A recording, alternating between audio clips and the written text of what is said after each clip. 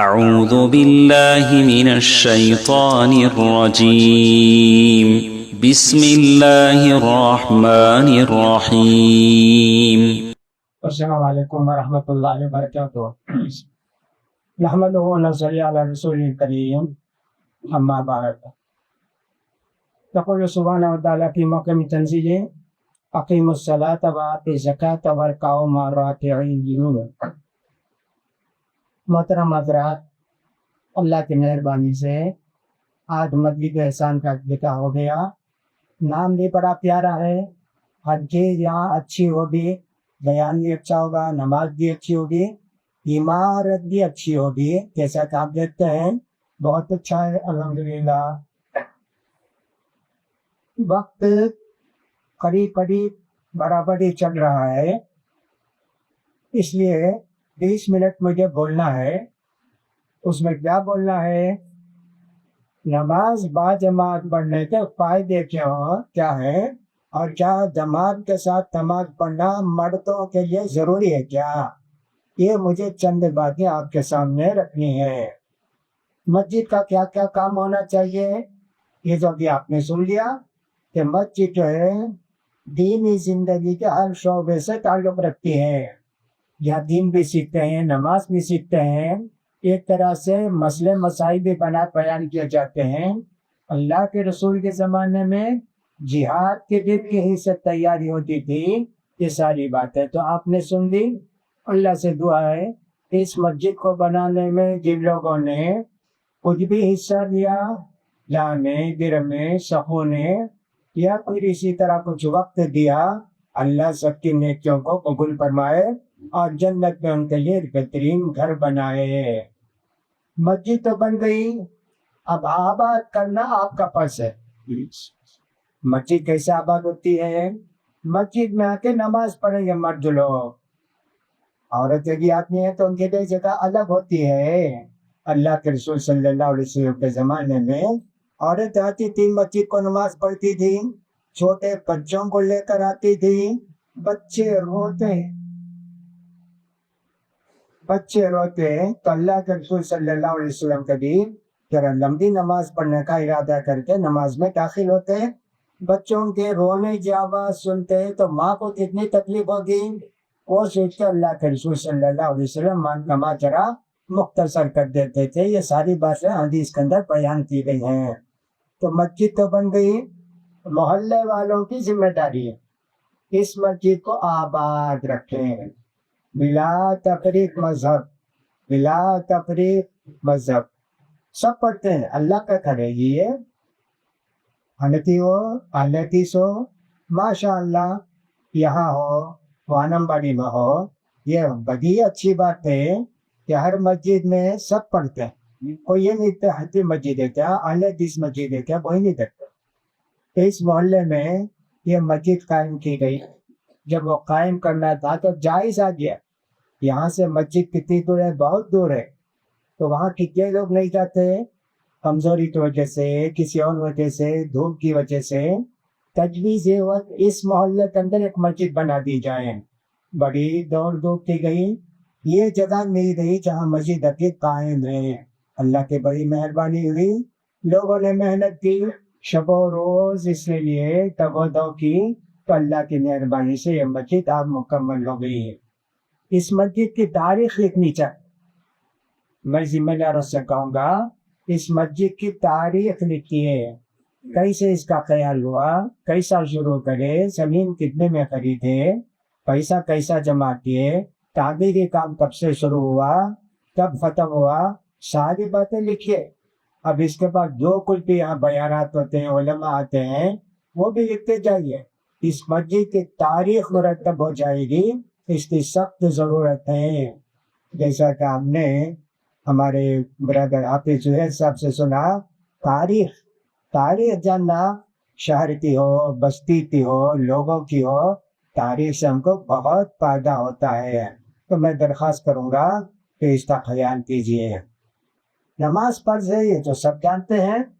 نبی کریم صلی اللہ علیہ وسلم فرماتے ہیں تمہارے بچے اگر 7 سال کے ہو جائیں تو ان کو نماز پڑھنے کا حکم دو، اور اگر 10 سال کے ہو جائے نماز نہ پڑھے تو ان کو مارو، سزا دو ان کو، اور ان کے بستر الگ کر دو۔ معلوم یہ ہوا کہ نماز فرض ہے ہر مسلمان پر۔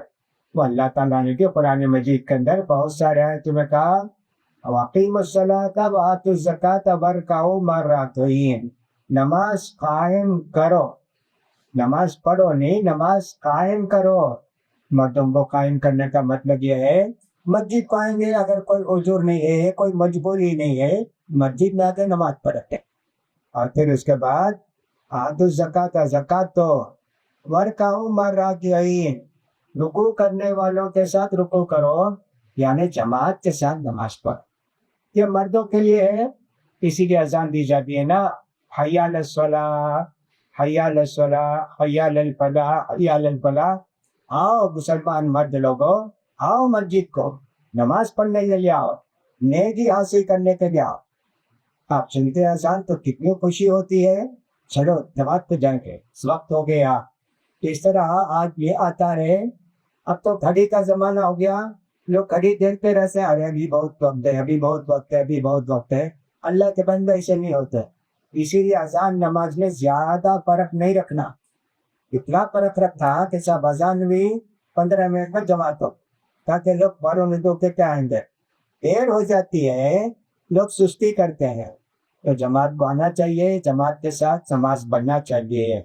ہم دیکھتے ہیں نبی کریم صلی اللہ علیہ وسلم نے فرمایا، جیسا کہ آپ کی غفیر والی صاحب نے بھی بتایا، اللہ کے رسول نے پڑھتے فرمایا میرا ارادہ ہوتا ہے کہ جب نماز عشاء کی نماز، خاص کر عشاء کی نماز جب آ جائے، وقت آ جائے، میں کسی سے کہوں گا پھر تم نماز پڑھو، اور ذرا باہر جاتا ہوں، اپنے ساتھ کچھ نوجوانوں کو لوں گا، لکڑیاں ان کے ساتھ ہوں گی، جس گھر میں داخل ہوں گا دیکھا کہ مرد لوگ نماز نہیں پڑھ رہے ہیں، مسجد کو نہیں آئے، میں ان کا گھر جلا دینا چاہتا ہوں، اللہ اکبر، گھر جلا دینا چاہتا ہوں۔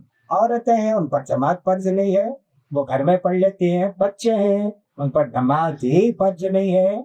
تو دیکھو جماعت کی کتنی اہمیت اسلام کے اندر ہے، تو اس کی فرضیت کو ہم جاننا چاہیے۔ عبداللہ بن مسعود رضی اللہ تعالیٰ عنہ کہتے ہیں کہ میں دیکھا ہمارے زمانے میں جماعت مسجد کو آنے والا، وہ کیسا بیمار بھی ہو، کچھ بھی ہو، 2 آدمی کا سہارا لے آتے مسجد میں نماز پڑھتا۔ جماعت کی اتنی اہمیت ہے، بوڑھے آدمی جی چل نہیں سکتے، پیروں میں کمزوری ہے، پھر بھی آ کے نماز پڑھتے مسجد میں۔ یہ اللہ کے رسول صلی اللہ علیہ وسلم کا زمانے کا واقعہ حضرت عبداللہ بن مسعود سناتے ہیں۔ اسی طرح انہوں نے کہا جماعت سے کون پیچھے رہتا ہے ہمارے زمانے میں؟ پکا منافق، منافق علم نفاقہ، ایسا پکا ایسا منافق جو بالکل 100% منافق ہے، وہ جماعت کو نہیں آتا، ورنہ تو سارے لوگ آتے، نماز پڑھتے ہیں۔ اور کہا اللہ کے رسول صلی اللہ علیہ وسلم کو ہدایت کے واضح راستے بتائے ہیں، واضح راستے ہدایت کے بتائے ہیں، ان میں سے یہ ہے کہ آ کے جماعت کے ساتھ نماز پڑھنا، یہ فرض ہے مردوں کے لیے۔ لہٰذا محلے والوں کو چاہیے اس مسجد کی قدر کریں اور یہاں آ کر نماز پڑھیں۔ نبی کریم صلی اللہ علیہ وسلم کے زمانے میں یہ کہانی آئے، تو انہوں نے کہا اللہ کے رسول میں ذرا دور رہتا ہوں مسجد سے، مسجد کو لے کر آنے والا کوئی نہیں ہے، نہ بھی انتے، روشنی بھی نہیں، لائٹ بھی نہیں، بارش وغیرہ ہو جائے تو کیچڑ بھی ہوگا، اور رات عشاء کے نماز سے عشاء کے وقت کچھ کیڑے مکوڑے بھی ہوں گے، اللہ کے رسول میں گھر میں نماز پڑھنے کیا؟ اللہ کے رسول نے کہا ہاں جی پڑھ لو۔ ابھی وہ مسجد سے نکلے بھی نہیں تھے، کہاں نکلا ہوتا، کیا بولے تم؟ کہا کہ دیکھیے تجھے کوئی مسجد کو لانے والا نہیں ہے، مجھے تکلیف ہوتی ہے مسجد کو آ کے نماز پڑھنے کے لیے، تو کہیں میں گھر میں نماز پڑھ لوں؟ اللہ کے رسول نے پوچھا اذان کی آواز آتی کیا تم کو؟ اذان جو بلال دیتے اس کی آواز آتی کا آنا پڑے گا، نہ بھی نہ جی، نہ بھی نہ، اور راستے نہ ہموار، اس کو بھی اللہ کے رسول صلی اللہ علیہ وسلم نے اجازت نہیں دی گھر میں نماز پڑھنے، آؤ مسجد کو آ کے یہاں نماز پڑھو۔ یہ اللہ کے رسول صلی اللہ علیہ وسلم نے ہم کو بتایا. اسی طرح ہم دیکھتے ہیں کہ نبی کریم صلی اللہ علیہ وسلم نے فرمایا کہ جی کل اگر تم اسلام کی حالت میں اللہ کے پاس جانا چاہتے ہو، اللہ سے ملنا چاہتے ہو، جب ان نمازوں کی پابندی کرو جہاں اذان دی جاتی ہے. وہاں نماز اذان کہاں دی جاتی ہے؟ مسجد پر دی جاتی ہے. تم آ کے نماز پڑھو مسجد میں. اتنے سخت احکام ہیں کہ صاحب دیکھو اس کی کتنے کرتے ہیں. کہا اللہ تعالیٰ نے منافقوں کے تعلق سے وَإِذَا قَامُوا إِلَى الصَّلَاةِ قَامُوا كُسَالَىٰ يُرَاءُونَ النَّاسَ وَلَا يَذْكُرُونَ اللَّهَ إِلَّا قَلِيلًا. منافقوں کی علامت دیکھنا ہو سستی سے نماز پائیں گے، سستی سے نماز پائیں گے. نبی کریم صلی اللہ علیہ وسلم نے یہ بات یہ بھی بتائی کہ منافق کی علامت کیا ہے. عصر کا وقت ہو تو نماز نہیں پڑھے گا. اچھا پڑھیں گے جب سورج ڈوبنے کا وقت ہوگا آئے گا اور 2 دن ٹھونگے مار کے اور ختم کر لے گا نماز. منافق. اللہ کے رسول صلی اللہ علیہ وسلم فرماتے ہیں کہ سب منافق. اور یہ بھی فرمایا آپ نے 2 نمازیں منافقوں پر بہت بھاری ہیں. یہ نماز ایک دفعہ سے ہم لوگوں کو جاری اللہ بچائے.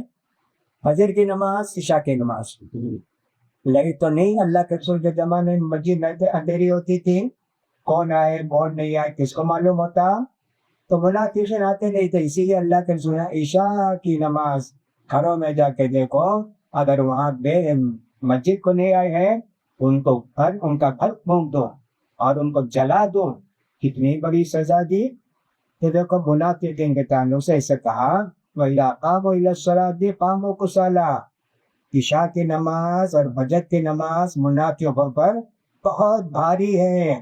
گھر میں پڑھتے ہوں گے.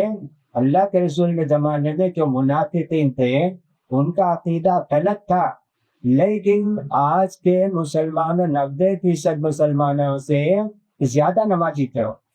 5 وقت کی نماز پڑھتے، عشاء بھی پڑھتے، ظہر بھی پڑھتے تھے، سب نماز پڑھتے، لیکن عقیدہ ان کا غلط تھا، ایمان ان کا ناقص تھا. اس لیے سخت سزا ان کو دی جائے گی قیامت کے دن. دیکھو کتنے لوگ ہیں. نبی کریم صلی اللہ علیہ وسلم نے فرمایا حضرت نماز داخل تو کہتے ہیں صلاۃ الخوف. جب دشمنوں سے جنگ ہوتی ہے، لڑائی ہوتی ہے، تب نماز پڑھنا. اب نماز پڑھنا بھی ظہر کی نماز ہے، عصر کی نماز ہے. عام طور پر انہیں 2 نمازوں میں جنگ ہوتی تھی. باقی رات ہو گئی تو جنگ بند ہو جاتی تھی. تب کیا کریں؟ ظہر بھی اثر ملا تو پڑھ لیں. کیا سفر میں تو پڑھ سکتے، بغیر خوف کے بھی بغیر جنگ کے بھی پڑھے، لیکن سفر میں نہیں ہے، جہاد کا میدان ہے، پڑھنا جی خوف کی نماز، ڈر کی نماز. دشمن ادھر سے آئے گا کیا، ادھر سے آئے گا کیا. اللہ کے رسول صلی اللہ علیہ وسلم کو اللہ نے ہدایت کی. دیکھو ایسا موقع ہے تم نماز پڑھاؤ، ایک سب تمہارے ساتھ کھڑی ہوگی اور دوسری سب دشمن آپس دیکھتے رہے گی. اللہ اوپر سب شروع کرے نماز.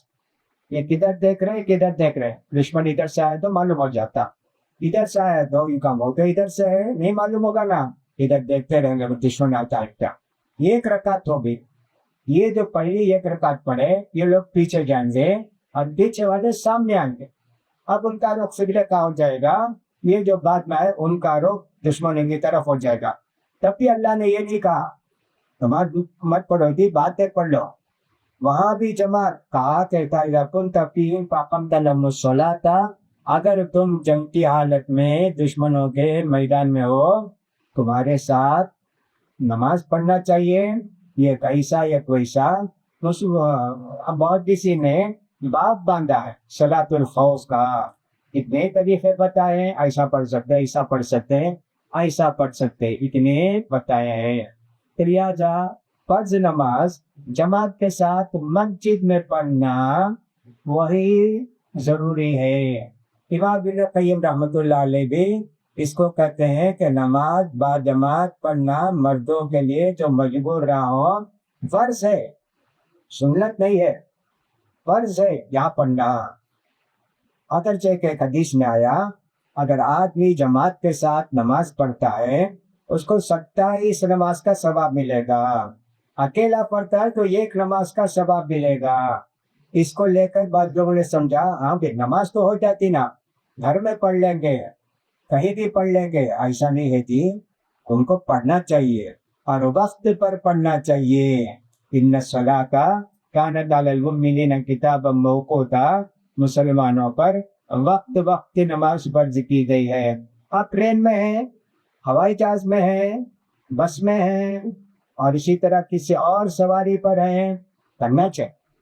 نبی کریم صلی اللہ علیہ وسلم فرض نماز ہمیشہ اونٹنی سے اتر کر پڑھتے, نفل نماز اونٹنی پر بیٹھ کر پڑھ لیتے تھے. قبلہ ادھر ہو ادھر ہو ادھر ہو کچھ نہیں, پڑھتے تھے سواری پر بیٹھ کر.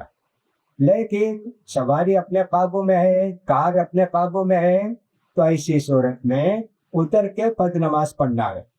مسافر 2 رکعت پڑھیں گے جی, ظہر کی عصر کی عشاء بھی. مسافر نہیں ہے تو پھر ایسی صورت ہے پوری نماز پڑھنا ہے. اس لیے میں نے کہا کہ سب کہیں بھی ہو وقت پر نماز پڑھنا. مسافر کے لیے سہولت یہ دی گئی ہے کہ سب 2 نماز ملا کر پڑھ سکتے. اذان یہ ظہر کے واسطے 2 رکعت ظہر پڑھے مسافر ہیں, پھر اس کے بعد اقامت کر کے 2 رکعت عصر پڑھیے.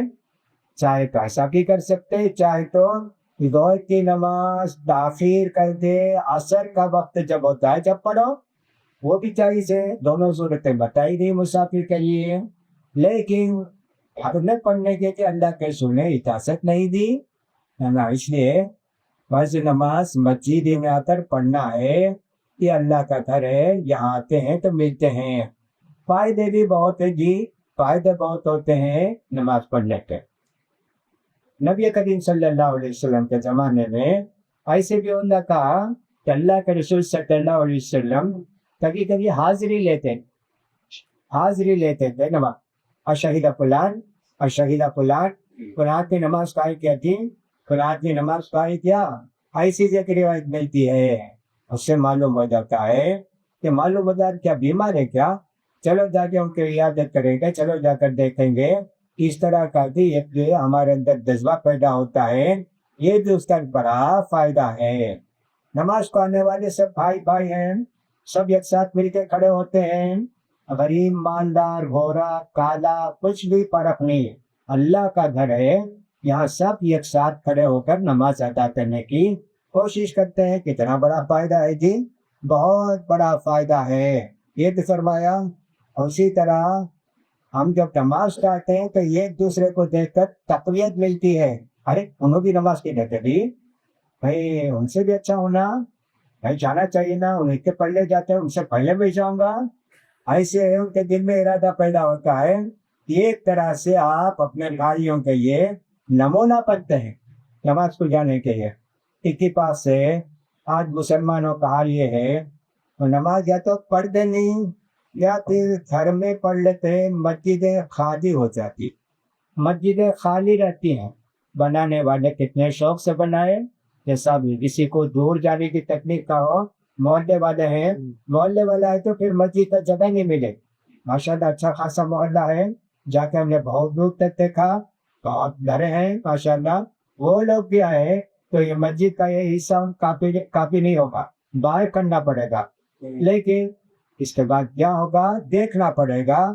اللہ سے یہی امید ہے کہ انشاءاللہ آپ لوگ اس کا خیال کریں گے اور اس سے فائدہ بھی اٹھائیں گے. اسی طرح تواصی بالحق کہتے ہیں, اور صبر اور تواصی بالحق. تواصی بالحق کا کیا مطلب ہے؟ یہ ایک دوسرے کے ساتھ خیر خواہی اور حق ادا کرنا, ان کا یہ ادا کرنا. مسجد میں اللہ کے رسول صلی اللہ علیہ وسلم نے فرمایا کہ اگر تم میں سے کسی کو کوئی مصیبت پریشانی ہو گئی, سب کچھ ختم ہو گیا, مسجد میں وہ کھڑے ہو کر اعلان کرے کہ بھائی میری سب کچھ ختم ہو گئی, ایک پیسہ بھی نہیں ہے, کھانے پینے میں بہت پریشان ہوں. 2 آدمی اس کے محلے کے گواہی دے گا, ہاں یہ ٹھیک کرتا ہے. وہ اسی طرح اللہ کے رسول صلی اللہ علیہ وسلم کو متعلق ہم نے دیکھا جیسا کوئی بھی آتا تو اس کی تعریف کرتا, تصدق علیہ, اس طرح کرتے تھے. اسی طرح کوئی آدمی ذرا پیچھے آ گیا ارے پرواہ نہیں کی جب مسجد میں نماز پڑھے گی پرواہ نہیں نہ کرے ہمیشہ پڑھتے کہ آج ایسا ہو گیا نہ پڑھے. اسی طرح جاہل جو جانتا نہیں نماز پڑھتا ہے غلط نماز پڑھتا ہے تو بولتا ہے ایسا نہیں کہ سطر اللہ کے رسول جی اس لیے سمجھائے کہ بھائی تم بہت جلدی جلدی نماز پڑھے تمہاری نماز نہیں ہوئی 3 مرتبے بنے پھر سمجھا ایسا نہ تم کو پڑھنا چاہیے. یہ بھی ہے. اسی طرح منافق لوگوں کی پہچان ہو جاتی ہے منافق لوگوں کی پہچان ہو جاتی ہے یہ بھی ایک فائدہ ہے. اور اسی طرح یہ بھی ہم کو فائدہ ہوتا ہے کہ اللہ کے گھر کی حفاظت ہوتی ہے اللہ کے گھر کا احترام ہوتا ہے. اور اسی طرح لوگوں کو سمجھانے بتانے کے لیے بھی سب فائدے ہوتے ہیں. بہرحال یہ سب فائدے ہیں.